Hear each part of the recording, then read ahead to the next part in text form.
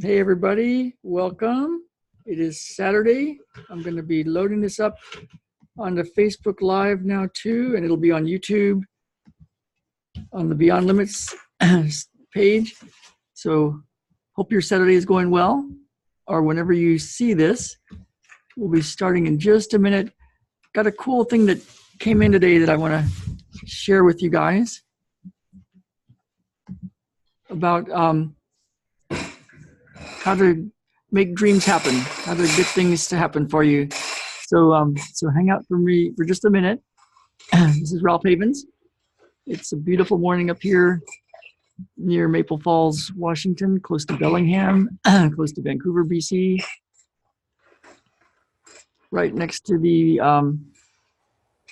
Mount Baker National Forest. So let's just load this baby up and I'll be right with you. Okay, how do make dreams happen?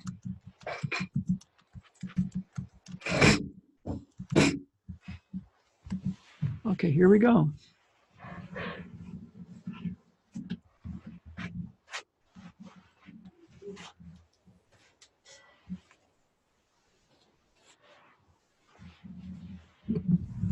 Just a little bit more. This is where we live.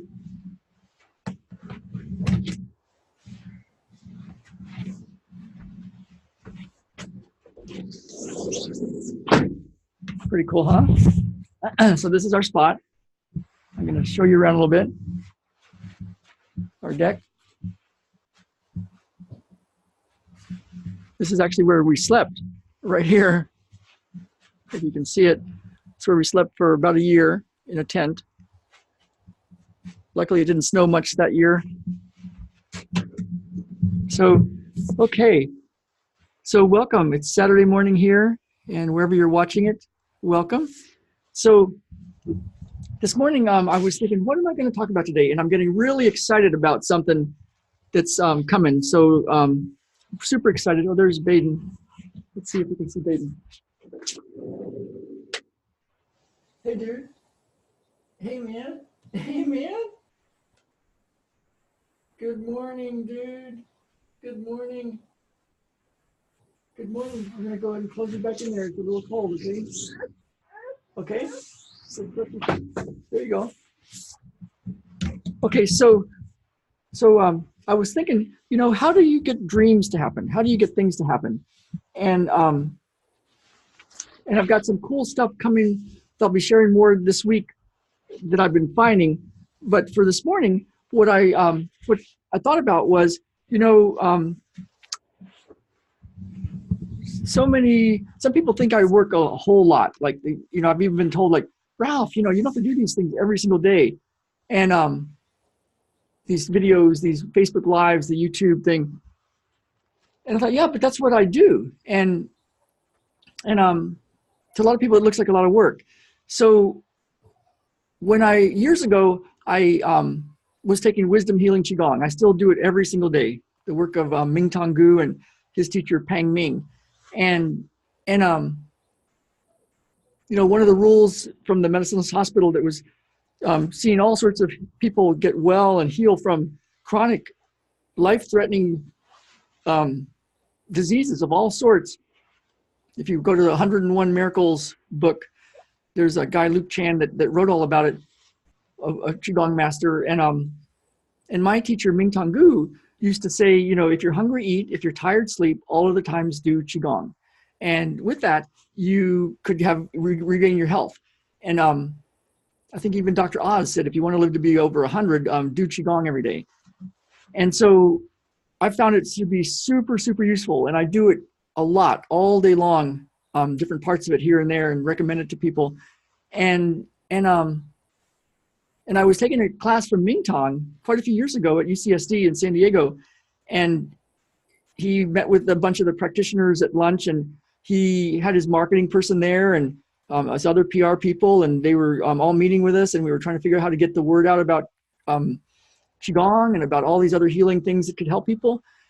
And I said, Ming Tong, God, it sure looks like you do so much marketing and sales and just so much work that's not Qigong. And he said, you know, Ralph, I do 85% of my time is done doing marketing from a Qigong master.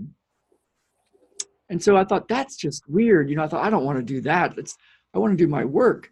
But it kind of stuck with me. And, when Ming Tong first showed up in San Diego, he, one of my, a dear friend at the time, a client, kept telling me, you got to go see this guy. He's a Qigong master from China, and he's here in San Diego, and he's doing these healing circles every week. And so I went, and it was like a $5 donation. And here was this guy from China, and he was doing these sound healing things and other Qigong things. And the first time I was in there, I left after halfway through it because I was feeling stuff I hadn't ever felt, and I thought, this feels weird. But I went back because I could tell when I checked in with myself that, oh, this is really good.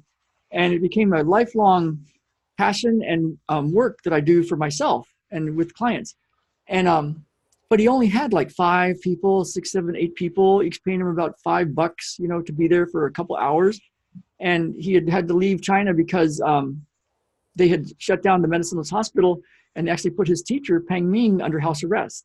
There was a thing about not having too many people meeting in one place in China that they put into place. And all these Qigong masters that had lived there at the center and done great work took off.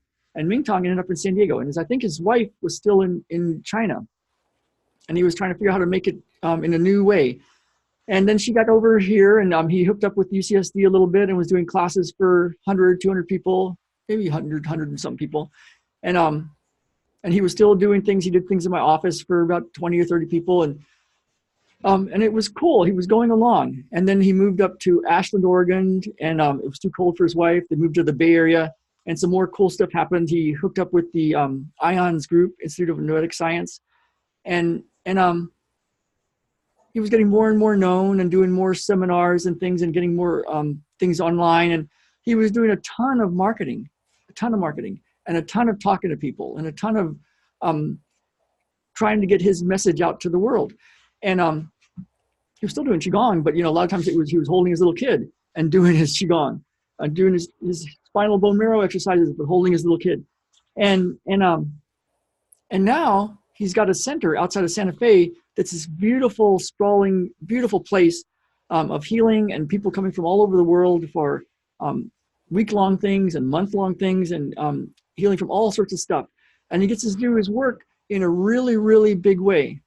But he has a giant online presence, and I know he works really hard at all the marketing stuff.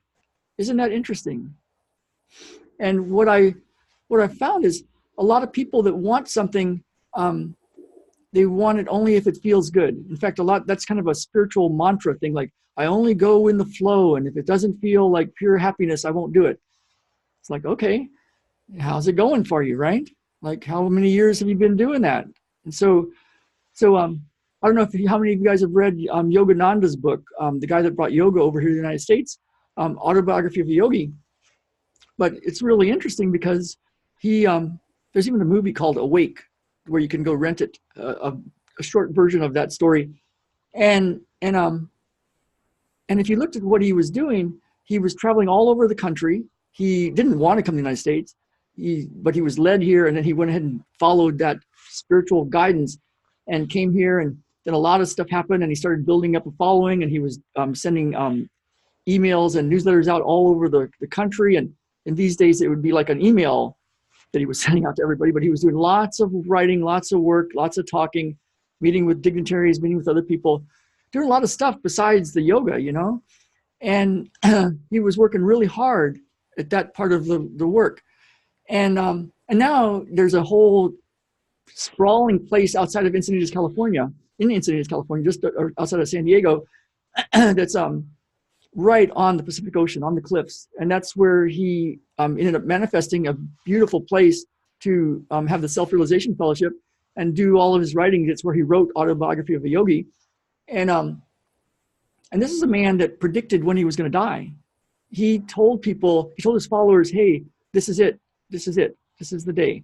And then he was totally healthy, went up on stage with all these dignitaries in the United States and India, and did a great talk, and rolled his eyes back and supposedly had a big heart attack. He died the day he predicted it. So he knew. He was conscious. He was conscious. He was connected to what he called Divine Mother, to that whole spirit, whatever that really is. And yet even he did a lot of marketing. You know, I had a friend who told me, Ralph, you don't have to do all this stuff. You don't have to train with all these teachers and coaches and people. You've already got it. And I'm like, yes, I know. Yet there's still things to do, right?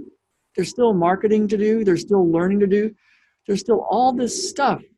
If you're really serious about getting what you want out to the world, maybe you got to bump into some uncomfortable stuff, you know? I know I have. Heck, I slept out here for a year. And but the cool thing is that now I see that as a giant miracle. It's like, wow, didn't seem like it at the time. And then having to build a business from scratch after having had a good business in San Diego, it's like, I'm like, wow, you know, all that was a miracle. I wouldn't be doing what I'm doing now. And it's like, you know, I'm still working on it. I'm still, there's still things I want to achieve, and it's not like it's perfect, but I wanted to kind of just put that out there, that it might be something worth doing. The problem, I think, is that it's what I think before, you know, I didn't know I could do it. I didn't know I could succeed at this. And once I started to get more wins, I started to get belief, like, wow, this is going to work. And then it's like, oh my God, this is going to work. Oh, this is like absolutely going to work. And when you get that kind of belief, then you can do a lot of action, you know? And so, but that's, how do you get to that point? Like, is a lot of the reason people don't go for it and do the hard work and do the, whatever you want to call it, the marketing or the selling or trying to get people to get the message of what you're trying to do out to the world, is a lot of it just fear? And is it part of it based in beliefs? Like, they just don't really believe they can do it. But if you can get that belief that, oh yeah, this is going to work, it can start to roll. And then you do even more work in the world to get your stuff out to the world. And then you get even more belief. So it's been quite a process. It hasn't been pretty. And it's been quite interesting, but I decided to go bigger with this, to go big and to like really look.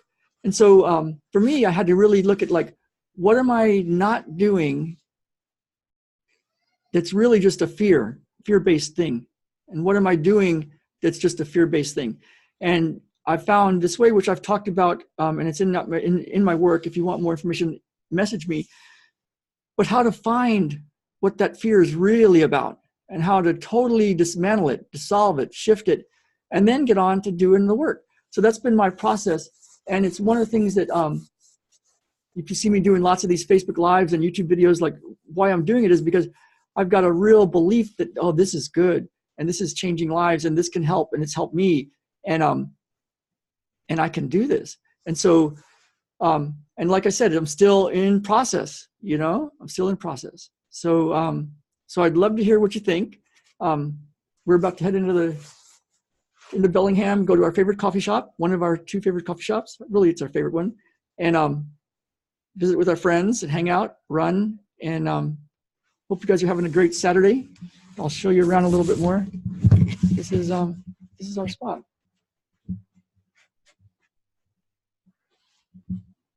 Let's see. Yeah.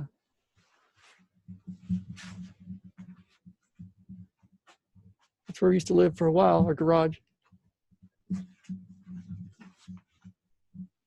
Yeah. If it wasn't so foggy, you could see a little mountain back there. All right, you guys. So have a great Saturday. And until tomorrow, let's get out there and live. Let's really live. Bye now.